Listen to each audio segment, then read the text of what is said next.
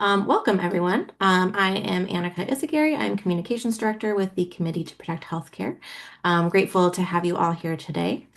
We are joined by physicians across Maine who will be urging Senator Susan Collins to answer for her records on abortion and healthcare as she and the Senate prepare to recess for the next month.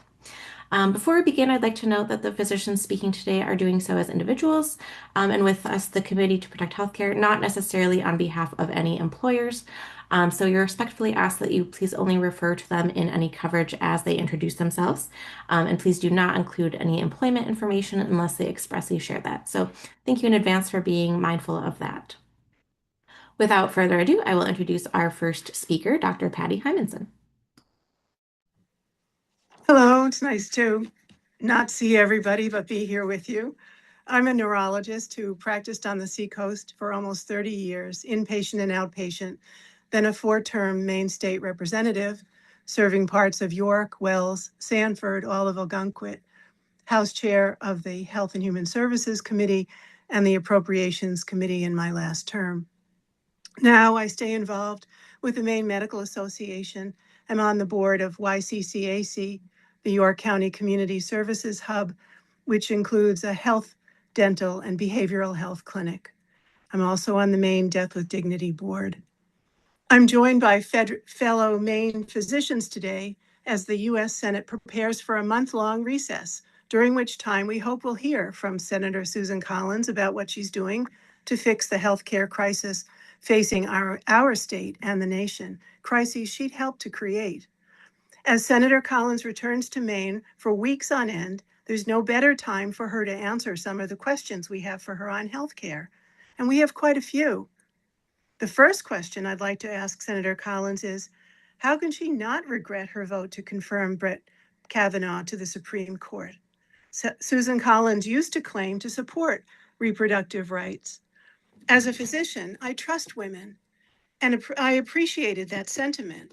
I know how critical access to reproductive health and freedom is for patients. But on October 6, 2018, Justice Kavanaugh voted with a conservative majority on the bench to overturn Roe versus Wade and take away the federal right to abortion. Roe had been law of the land for nearly 5 decades. Kavanaugh was a deciding vote to overturn Roe, and Collins was the deciding vote for Kavanaugh.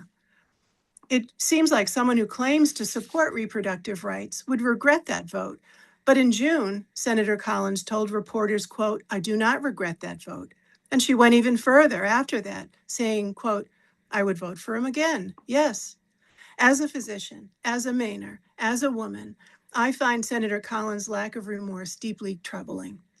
While abortion access thankfully remains protected in Maine, we can't let our guard down. Anti-abortion extremists continue to try to chip away at access with the ultimate goal of a national abortion ban. Last year, Republicans in Congress defunded Planned Parenthood, hampering clinics' ability to provide successful care and necessary care to Mainers.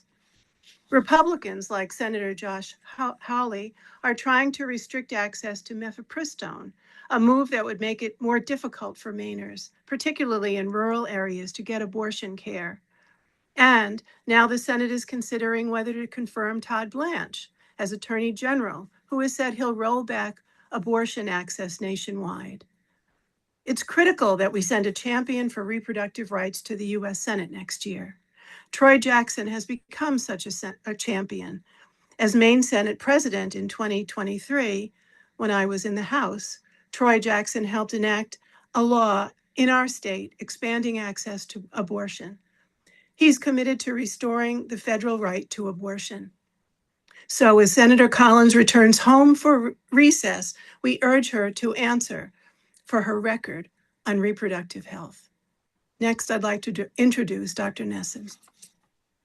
Good afternoon, everybody. I'm Noah Nesson. I'm a family doctor, and I've practiced here in Penobscot County for all of my career for the past 40 years, and it's where I grew up. As a family doctor, I've spent my career helping patients prevent and manage and treat health conditions using a variety of tools.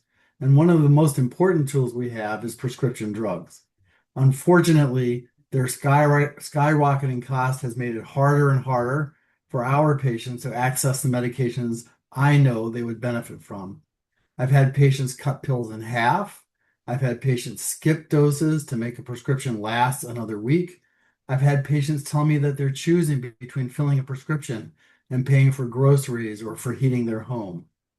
These experiences inform my work as chair of Maine's Prescription Drug Affordability Board, or PDAB.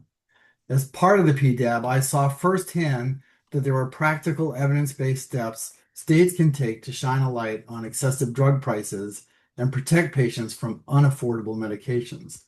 The board was created because Mainers demanded action on one of the biggest drivers of healthcare costs. And the board exists today because leaders like Troy Jackson worked to make it happen. Troy Jackson understands that when families can't afford the medicines that their doctors prescribe, our jobs are not finished. The Prescription Drug Affordability Board is doing the careful, data-driven work of identifying drugs that create unsustainable costs for patients, employers, and our healthcare system, and recommending solutions that put patients and Mainers first. Unfortunately, we haven't seen that same level of commitment from Senator Susan Collins. In 2022, when Congress had the opportunity to pass the most significant prescription drug reforms in decades through the Inflation Reduction Act, including allowing Medicare to negotiate the prices of some of the most expensive drugs, which would cap out-of-pocket prescription costs for seniors, and limiting excessive price increases, Senator Collins voted no. That decision speaks volumes for Mainers who are fed up with high prescription drug costs. That it speaks volumes for seniors across our state, many of whom rely on multiple prescriptions while on fixed incomes. So as Senator Collins goes on recess from her job in Washington, I think it's fair to ask why she refused to support allowing Medicare to negotiate drug prices and cap costs for seniors. One reason might have to do with the fact that Senator Collins has accepted hundreds of thousands of dollars in campaign contributions from Big Pharma. Mainers want to know and deserve to know that our leaders in Washington are working for us and not for pharma lobbyists. I'm now happy to introduce Dr. Patrick Connolly. Thank you, Noah. I'm Dr. Pat Connolly. I've been a practicing family doctor at Martins Point Healthcare in Portland for over 30 years. I'm past president of the Maine Academy of Family Physicians and a professor of family medicine at Tufts School of Medicine. Mainers have been seeing ads in this year in favor of Susan Collins touting rural healthcare funding. And her campaign website claims affordable healthcare as a priority. But what those ads and her website fail to mention are that Mainers have been losing healthcare coverage this year, in part due to Susan Collins. Before this year, nearly 54,000 Mainers relied on enhanced subsidies for the Affordable Care Act health plans. These tax credits were set to expire at the end of 2025, and Democrats in Congress tried multiple times to extend them. But Senator Collins repeatedly voted against extending the Affordable Care Act tax credits. So those efforts failed, and the tax credits expired, causing premiums to skyrocket for thousands of Mainers. For one Maine social worker, her household's monthly premium increased from $200 a month to over $2,000 to $2,800. So now she's going without, even though she's 64 years old. And she's not alone. During open enrollment season, over 8,000 Mainers canceled their coverage. This was preventable. Senator Collins could have worked with Democrats to extend the tax credits that made coverage more affordable for tens of thousands of Mainers, but she didn't. And I'd like to know why. As physicians, we know what happens when people lose insurance. They delay mammograms, they skip blood pressure medications, they wait until diabetes is out of control. They show up in emergency departments with illnesses that could have been prevented or treated much earlier. I have a couple in their late 50s, self-employed, and we're getting health coverage through the ACA marketplace. Their insurance rates shot up to over $2,000 a month. It was no longer affordable, so they're dropping coverage. They hope to not get sick. Hope is not a method when it comes to healthcare coverage. The place for bad bets is Polymarket or Kalshi, not your healthcare. Maybe Senator Collins hasn't heard these sorts of stories. Although she's a member of the Senate Health, Education, Labor, and Pensions Committee, or HELP Committee, She's been missing a lot of meetings. Public reporting has found that Senator Collins has missed more than half of the Senate Help Committee hearings during this Congress, including hearings focused on lowering health care costs. The same reporting found that she did not attend the committee's hearings on abortion and reproductive health held after the Supreme Court overturned Roe v. Wade. Those hearings examined the real-world consequences physicians and patients have experienced as reproductive health care has become more difficult to access across the country. As physicians, when our patients need us, we show up. We don't skip the hard conversations. We don't miss the appointments where people's health is on the line. Mainers deserve that same commitment from the senator. We hope Senator Collins will remember that while she's back in Maine. And with that, I'll turn it over to Annika. Thank you so much, Dr. Connolly, Dr. Nesson, and Dr. Hymanson. We'll now open it up for questions. If you have a question for one or any of the physicians, you are welcome to ask that a few ways. You can chat it in the chat box or the Q&A function through Zoom, or you can raise your hand and I can allow you to unmute to verbally ask your question. So we will allow a few moments for folks to be able to type those questions or raise their hand.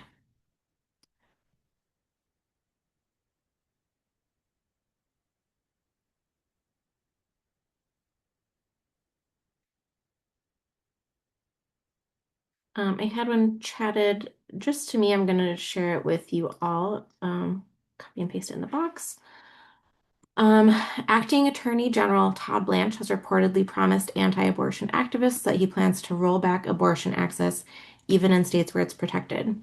Senator Collins has said she would vote against his confirmation in part because of his anti-abortion stance. Does this change anything for you? And that's for any of you.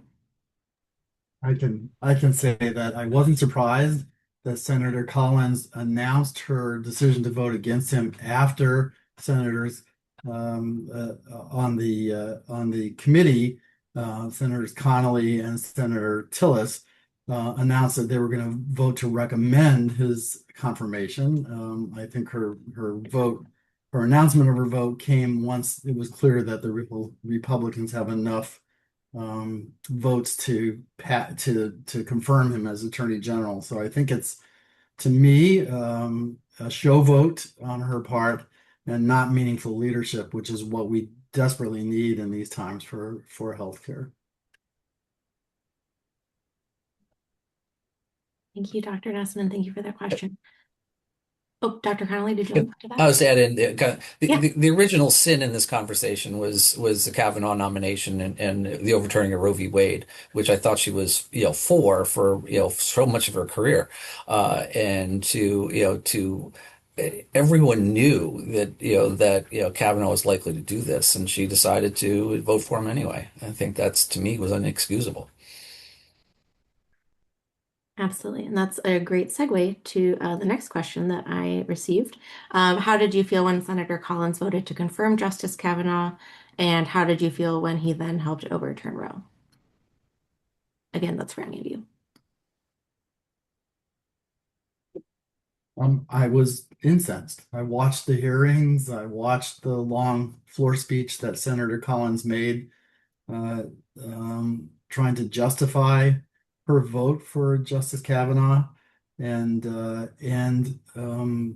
as I think has often been the case, there are people who had met with Senator Collins and warned her that he would be a vote to overturn Roe versus Wade, and she ignored those Mainers who had counseled her in that fashion. And at the time of the vote, I think many people felt the same way I did, that we knew what was coming, and we worried very much about that when it was going to happen. It didn't take very long. And I was one of those that specifically, communicated to Senator Collins's office that that this was a bad idea, and I'd been going to Capitol Hill every year for the past 20 years, to talk about issues for Mainers. So it seems as if it just fell on deaf ears. Definitely. To me, it seemed a reminder of how distant Senator Collins is from the people of Maine, not to have heard the voices of the people of Maine, and to be so fooled. It was so clearly she was fooled. And if not fooled, then completely misinterpreting everything about Kavanaugh. So for me, it was once he was confirmed, I knew that Roe was going to be overturned. And I just thought she was fooled. Thank you all. I've had another question. Beyond the example Dr. Connolly shared, have you seen patients lose coverage because of the ACA tax credits expiring? That's for any of you, Dr. Connolly, if you have other examples, or Dr. Nesson or Dr. Hymanson, if you have any examples of patients losing coverage because of the expiration of the ACA tax credits.